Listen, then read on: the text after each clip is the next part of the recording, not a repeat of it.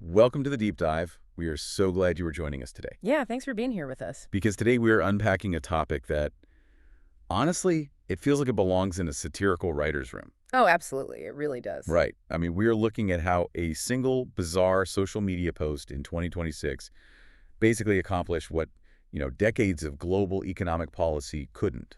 Right. Or like targeted tax incentives, foreign investment campaigns, all of that. Exactly. It triggered this massive voluntary exodus of top tech talent right out of Silicon Valley. It's a huge structural shift, and the documentation we have mapping it out is just incredibly sharp. It really is. So our mission today is to explore this unexpected geopolitical plot twist. We want to look at how it's reshaping global migration, corporate talent, and basically redefining the American dream. Yeah, and the source material we are drawing from is brilliant. It's a highly observant, very witty 2026 blog post from a platform called Democracy for Nepal. Written by Paramendra Kumar Bhagat. Right. And the title of the piece is Hellhole Diplomacy: How Trump Accidentally Started the Great Desi Reverse Migration Movement. Which is just a fantastic title. But before we really get into the mechanics of all this, Yeah. we do need to put a very clear disclaimer right at the top of this deep dive. Yeah, that's crucial. Because the source material we are unpacking today deals directly with, politically charged comments made by Donald Trump. Mm-hmm. And we want to be absolutely clear with you, the listener. We are not taking any political sides here. None at all. Right. We are not endorsing any political viewpoints, whether that's left-wing, right-wing, or anything in between. Exactly.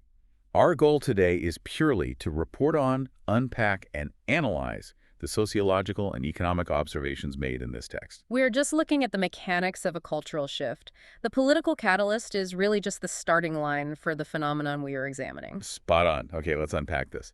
So the inciting incident is a tweet from Donald Trump where he refers to India and China as, quote, hellholes. Now, under normal circumstances, when a world leader drops a verbal Molotov cocktail like that, you expect people to scramble like ants around a dropped samosa. That's a great way to put it. You expect diplomatic outrage. Yeah, you expect cable news panels to totally lose their minds, right? You expect a target demographic to get super defensive. But according to our source, the actual reaction was entirely different. It subverted all of those expectations completely. It wasn't despair. It wasn't defensive posturing. What's fascinating here is the complete lack of traditional outrage. The text points out that the mood from the Indian tech diaspora was basically, enthusiastic. Which is wild. Right. It was as if the statement was made and the diaspora collectively replied, correct, and it's our hellhole. Yes. We have mangoes. You have mayonnaise. Exactly. That line is just perfect. They completely disarmed the insult by owning it. We have mangoes. You have mayonnaise. I mean, it just shifts the power dynamic instantly. It really does. They leaned into the absurdity and contrasted the comforts of their home country against the perceived blandness of their host country. But, while that online reaction was full of humor and memes, the author smoothly transitions into something far more serious. Yeah, there is a much darker reality happening behind the scenes. Right, because those memes are actually masking a really anxiety-inducing reality for immigrant workers. It's one thing to have a snappy comeback on social media, but living with the structural vulnerabilities of being an immigrant on a work visa is completely different. Well, wait, let me push back on this for a second. In theory, doesn't free speech kind of solve this? How do you mean? Like, Trump calls India a hellhole, someone online calls Mar-a-Lago a hellhole, and the universe is balanced. Like Newton's third law, but with more golf carts and less physics. That's a funny way to look at it, but the author actually calmly dismantles that whole assumption. Okay, why? Why the panic? Because free speech means absolutely nothing when your entire existence in a country relies on an H-1B visa. Ah, right, the visa. Yeah, and we need to expand on what that actually means for you, the listener. It's not just a passport stamp. It's tied to your specific employer. Right, so if you lose the job, you basically lose your right to exist in the country. Precisely. The author uses this incredibly powerful analogy. An immigrant's life on a visa is essentially stored in the cloud, like a Google Doc. Wow.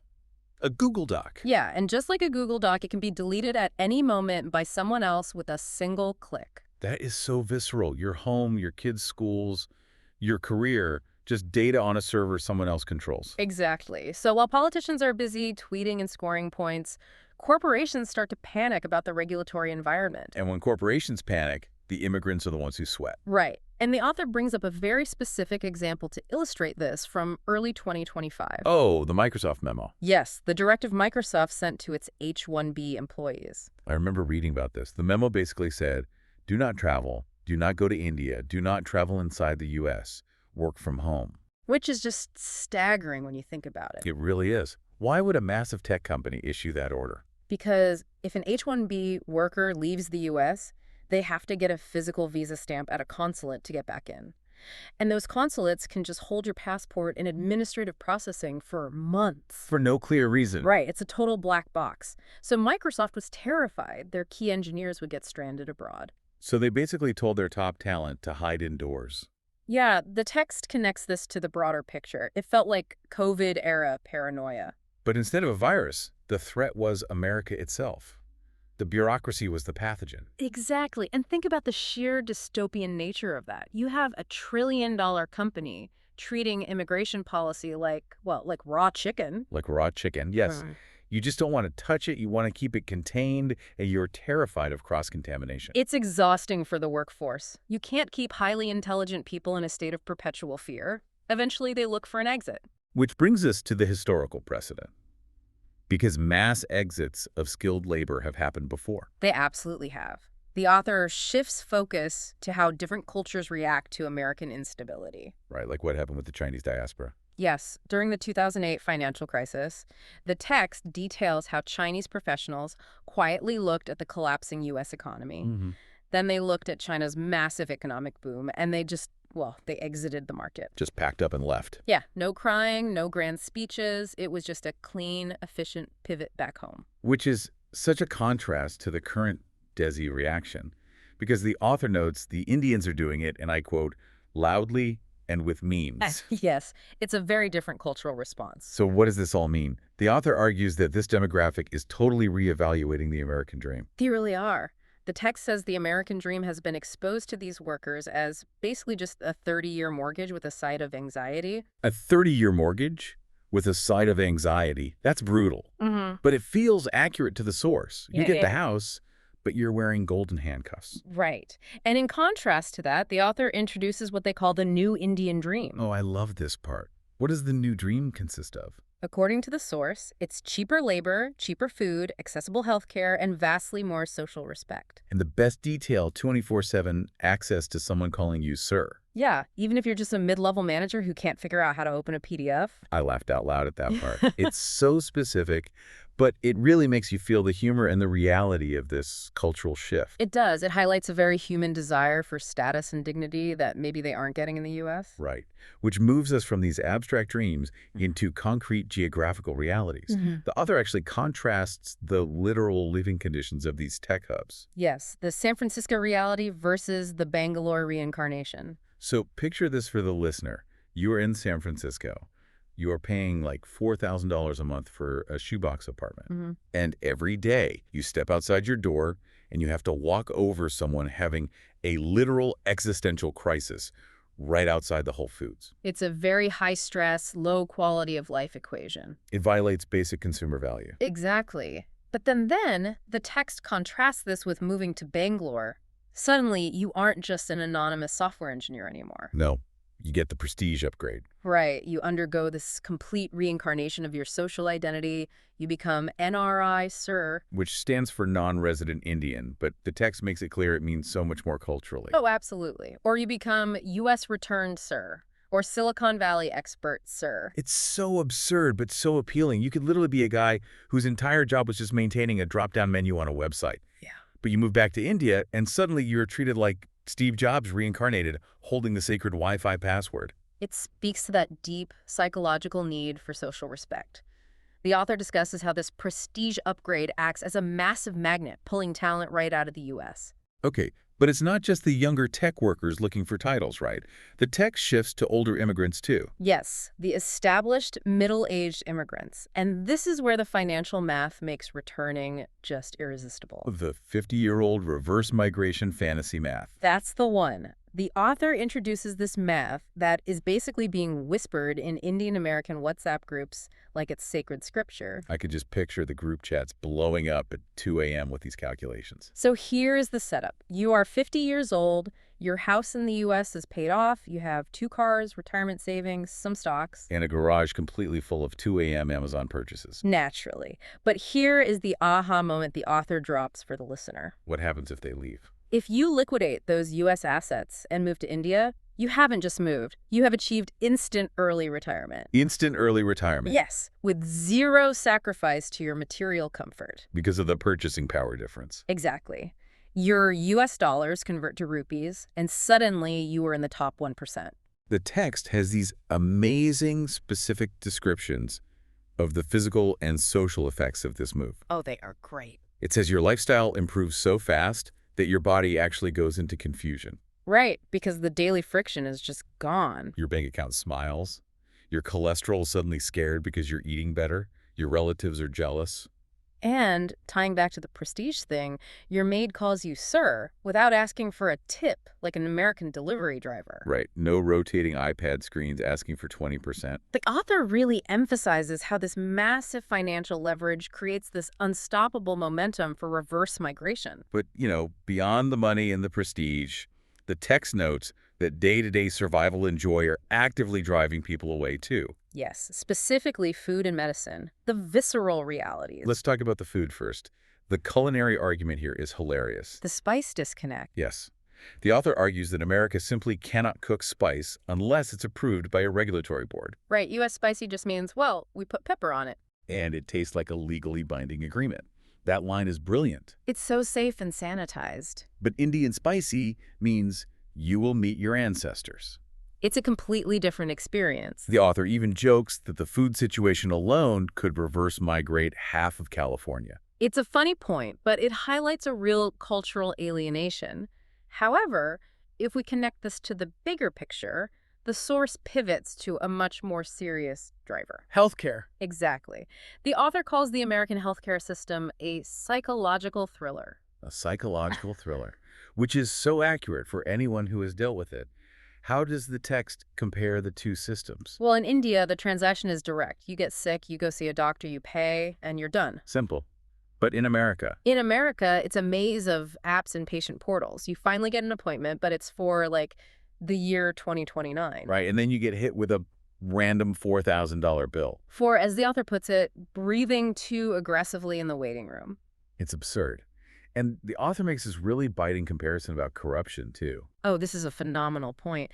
The author acknowledges that Indian bureaucracy has corruption, sure, but they argue that even the most corrupt Indian bureaucrat would look at American health insurance companies and tell them, have some shame. Have some shame. That is a devastating critique.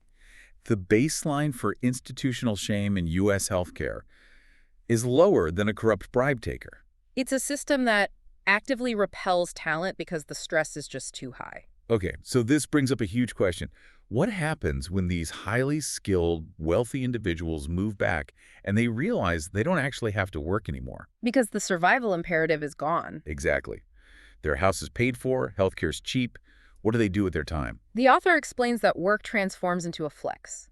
It's a bonus or a hobby. The text compares it to joining a fancy gym that you never actually visit. Right. You just have it to say you have it. Precisely. But these are type A tech workers. They don't just sit still. No, their brains start producing a new chemical. Yes, entrepreneurin. I love that term, entrepreneurin. How does the text say this manifests?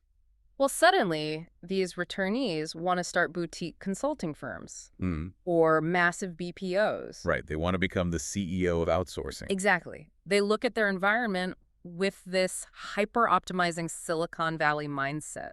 The chai stall example in the text is my absolute favorite detail. Now, it perfectly encapsulates this mindset. These returning techies look at a guy boiling tea on a street corner and they think to themselves, this is basically a scalable SaaS model. Software as a service, but applied to a local tea stand. Right. We can disrupt the chai supply chain.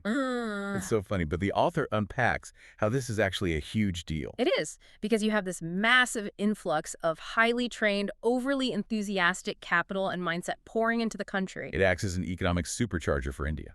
Absolutely. And they bring back more than just money and venture capital ideas. Right. They bring back a new kind of social currency. They weaponize their LinkedIn profiles. This is a fascinating sociological observation by the author. In the U.S., LinkedIn is just a digital resume. It's a list of tasks. Right. But in India, it transforms into a political credential. The brand assumptions, the text lists are so funny. If your profile says you worked at Google. People assume you are qualified to run for public office. Exactly. And if you worked at Microsoft. They assume you personally invented Excel. Yes, you are a wizard. And if you worked at Meta, you are obviously Mark Zuckerberg's cousin, and you can get people verified. The author points out how your past job in America becomes your permanent personality in India. It grants them unparalleled social mobility and influence when they return. It really does. And so the author pulls this entire narrative back to the inciting incident. Right, Donald Trump's tweet. Yeah. Here's where it gets really interesting. Because Trump didn't just insult them. He provided clarity. The author describes him as an emotionally unstable career counselor. An emotionally unstable career counselor. That is such a vivid way to frame it. He essentially held up a giant signboard that just said, "Exit this way." Right. He took the underlying anxiety they were all feeling and made it totally explicit. And the text uses a really strong metaphor here about how the diaspora views America now. The degrading subscription service. Yes. America used to be the center of the world. Now it feels like an expensive subscription service that keeps raising its monthly price, but keeps lowering its features. The cost of living goes up, but the civic stability goes down. The value proposition is just failing. Which leads to a massive geopolitical irony. The shift from brain drain to brain gain. Exactly. For decades, India suffered from brain drain. All the top talent left for the U.S. But now, because these highly educated immigrants feel explicitly unwelcome, they are packing up. They are taking their skills, their global mobility, and their financial security right back home. To build their own Silicon Valley. The author says their attitude is basically, fine, we'll turn our own country into a superpower, enjoy your inflation. They are taking the economic engine with them. It's a huge shift in leverage. So, as we wrap up, how does the author summarize the concluding philosophy of this whole movement? The author argues that Hellhole is really just a state of mind. A state of mind. Yeah. Indians are responding to this insult with calm confidence because they belong to a civilization that has survived so much worse. Right, the text lists it out. Surviving colonization, poverty, massive bureaucracy, monsoon floods. And of course, relatives constantly asking, Beta, what is your package? What is your package? If you can survive nosy relatives interrogating your salary, a tweet is absolutely nothing. Exactly. The author emphasizes that building a billion-dollar startup while the power goes out twice a day isn't living in a hellhole. It's just playing life on hard mode. Right, and Indians are world champions at hard mode. I love that framing. So the final irony, the author points out, is that Trump didn't actually humiliate India. Not at all. He accidentally launched the greatest reverse migration marketing campaign in modern history. And India didn't even have to pay for the ads. The campaign just ran itself. It's incredible. It really is. And for you, the listener, I want to leave you with a final thought to mull over, building on the text. Well, please do. If this massive reverse migration of tech talent and hard mode resilience truly accelerates, what happens to the concept of the Western tech monopoly? Wow, that's a big question. If the talent that built Silicon Valley realizes they can just build it anywhere, does the geographic concept of a tech hub completely dissolve in our lifetimes? That is something to seriously think about. The map of the future might look completely different. Well, thank you so much for joining us on this deep dive. It was a pleasure to go through this with you all. Keep questioning the narratives around you, and we will catch you next time.